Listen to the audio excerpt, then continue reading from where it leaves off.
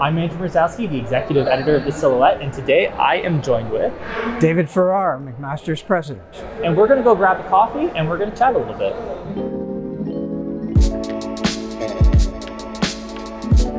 I hope you brought money. Why? What are you planning on getting? No, I just left my wallet back in the office. So. I've had people tell me that on dates before too. Oh, I accidentally left my wallet at home. Thank you. Hi. Hi, just a small coffee. So as president, do you have like a swipe card, or do they make you pay for things? Oh, I pay for everything. No, it's all done that way. I don't have a swipe card for anything.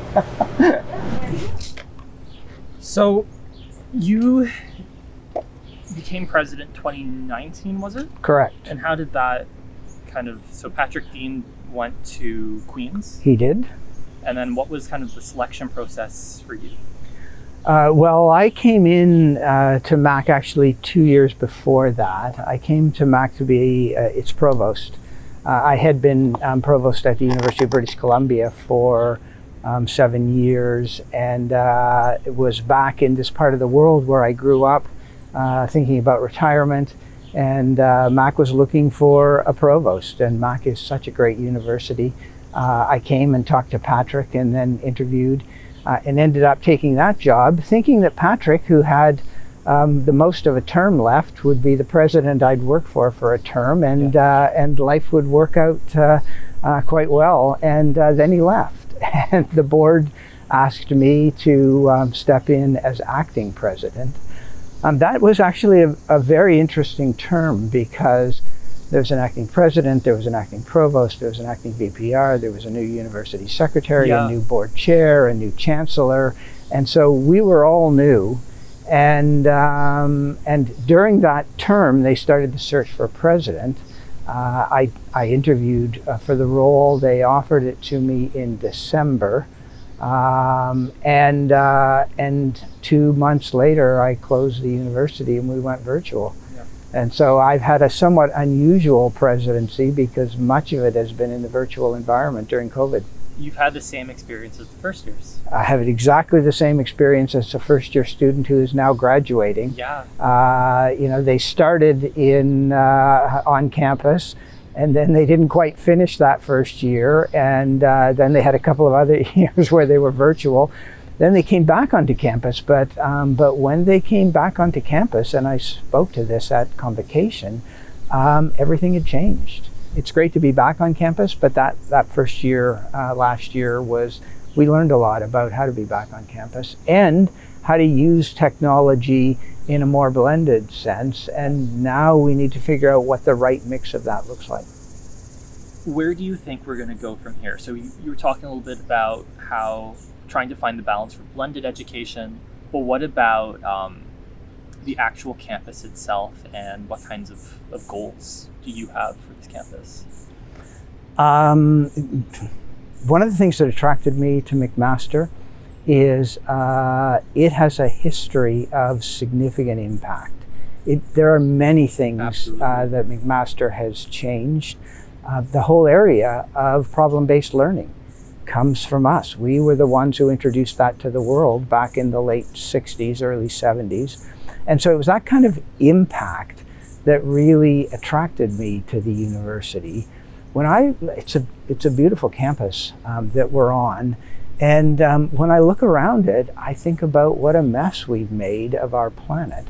And I want to change that. And McMaster has a lot of strengths in areas that I think are important areas going forward around the future of our planet. And it's one of the big areas of focus I have is what do we look like going forward, and how can we get beyond the mess that we've made of this planet and get back to something that's more normal.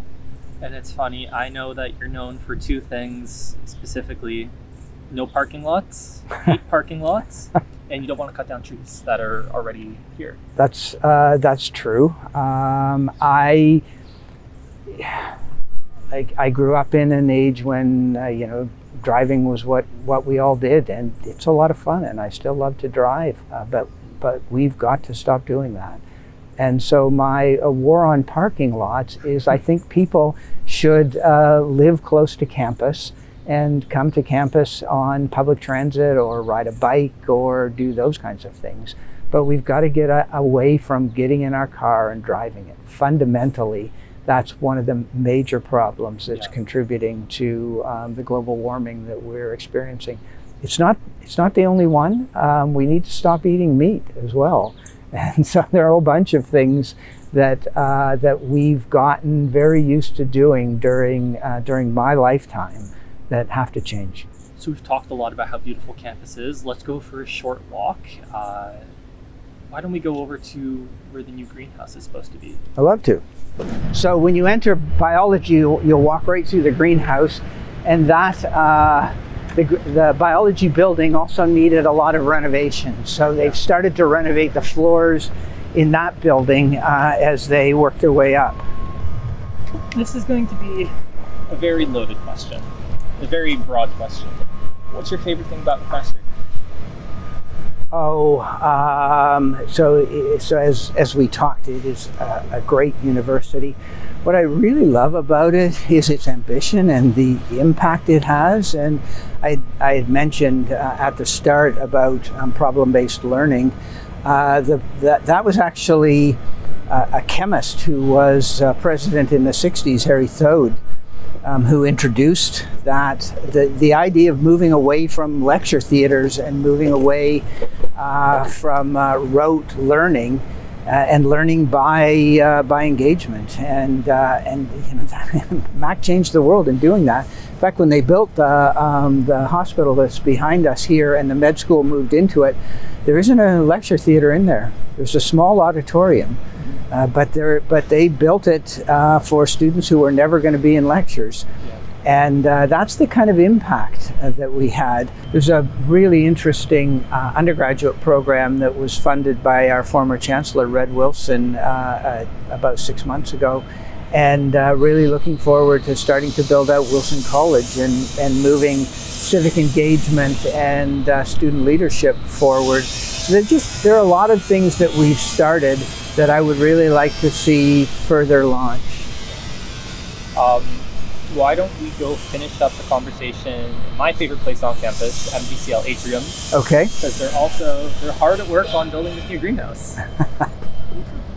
This is one of my favorite spots on campus. I think this is one of the reasons why I came to McMaster, because I've never seen a space like this. And you have the waterfall, you have the indoor tube. And right above us is the floating classroom. Floating classroom? So that space above us up there is a boardroom. Oh. That is fully wired to do the kinds of things you talked about before, which is part virtual, part in person. Yeah. And it looks out through those windows across campus, but it floats up above us. What do you hope students take away after they complete their time at Mac? It sounds trite to say it, but I think all any of us want to do in these jobs is leave the place better than we found it. And I hope that we had talked a little bit about decarbonization. I really hope that we can be on a pathway to becoming carbon neutral by the time I leave this campus. That would be amazing. I do think we are really going to transform the world when it comes to some of the things we do in infectious disease, and I'd love to move that further forward, and some of the other big projects we've talked about as well. So, this current generation, as we've talked about before, has inherited a world that my generation and generations before mine had made a mess of, and so this group of students has a huge load to bear if we're going to get our planet back to being carbon neutral and get out of the kinds of disturbances that we've introduced into our climate. And so this is a generation that has been through a lot with COVID, but there are a whole bunch of other major barriers out there that I hope that the students who are here leave with the ambition to really go out and change that. Dr. Farrar, thank you so much for your time. It was Thank a pleasure. you. For more content like this, keep it locked to thesil.ca.